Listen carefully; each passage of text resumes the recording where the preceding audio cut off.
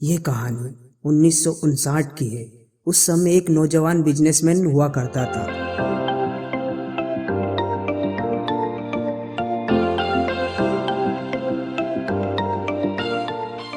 उसका बिजनेस काफी अच्छा चल रहा था, पर कुछ दिनों से उसको उसके बिजनेस में काफी नुकसान होने लगा और देखते ही देखते उस नौजवान व्यक्ति के ऊपर 10 करोड़ का कर्ज हो गया।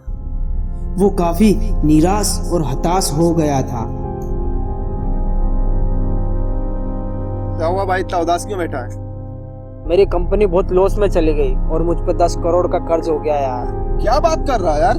हाँ भाई, क्या तुम मेरी कुछ हेल्प कर सकता है? मेरे पास 1 रुपया भी नहीं है तेरे को देने के लिए। सॉरी, मेरा कॉल आ रहा है। सॉरी। अरे भाई, कहाँ जा रहा है? सॉरी भाई। अरे भाई,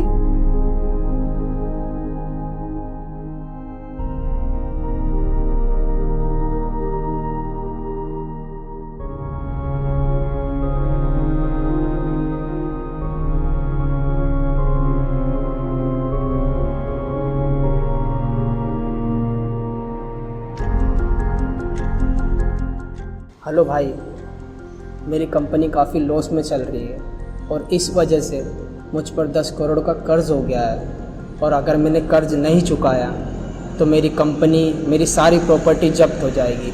क्या तू मेरी कुछ मदद कर सकता है? मेरे खुद के पास पैसे नहीं है, मैं तुझे कहाँ से दूँ? नहीं कर सकता? चल भाई, कोई बात नहीं।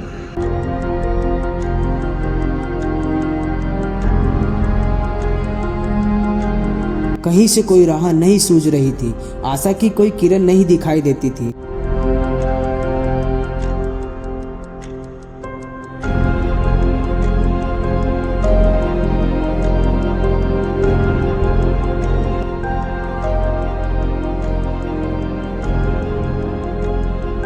हे महादेव, सबने मेरा साथ छोड़ दिया। मैं बहुत अकेला हो गया हूँ, पर मुझे पता है कि तू मेरा साथ कभी नहीं छोड़ेगा।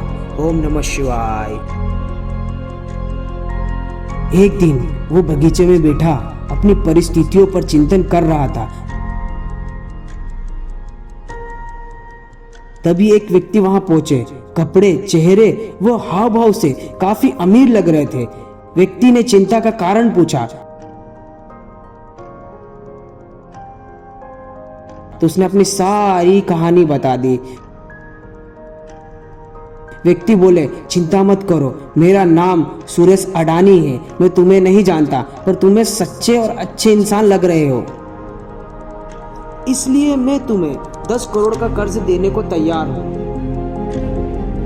नौजवान, आज से ठीक 1 साल बाद हम इसी जगह पर मिलेंगे, तब तुम मेरा कर्ज चुका देना। इतना कहकर वो चले गए।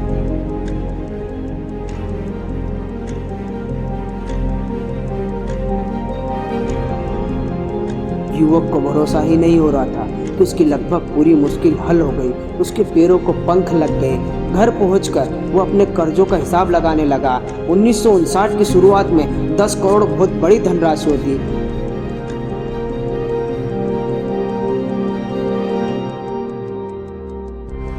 अचानक उसे झटका लगा।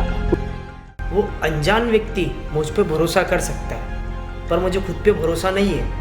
मैं अपनी तरफ से पहले पूरी कोशिश करूंगा और फिर भी कोई चारा ना रहा, तब ही मैं इस चेक का इस्तेमाल करूंगा। अभी मैं इसे संभाल के रख देता हूं।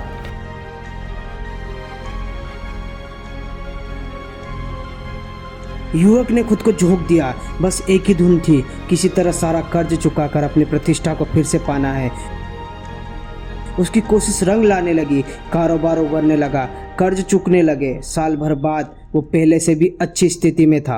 निर्धारित दिन ठीक समय पर वो बगीचे में पहुंच गया। वो चेक लेकर सुरेश अडानी जी का इंतजार कर रहा था कि वो दूर से आते दिखे। जब वो पास पहुंचे तो युवक ने बड़ी श्रद्धा से अभिवादन किया। उनकी ओर चेक बढ़ाकर उसने कुछ कहने के लिए मुंह खोला ही था कि 2 नर्स भागते हुए आई और झपट्टा मारकर उस व्यक्ति को पकड़ लिया। एक्सक्यूज मी, कहाँ लेके जा रहे हो तुम इन्हें? ये पागल है और ये पागल खाने से बार बार भग जाता है और ये खुद का नाम सुरेश अडानी बताता है और यह सबको चेक बांटते फिरता रहता है। अब वो व्यक्ति पहले से ज्यादा हैरान रह गया। जिस चेक के बल पर उसने लगभग डूब चुका कारोबार फिर से खड़ा किया, वो फर्जी था। इस सारी घटना से ये साबित होता है वास्तविक शक्ति हमारे इरादे, हौसले, प्रयास के रूप में ही होती है।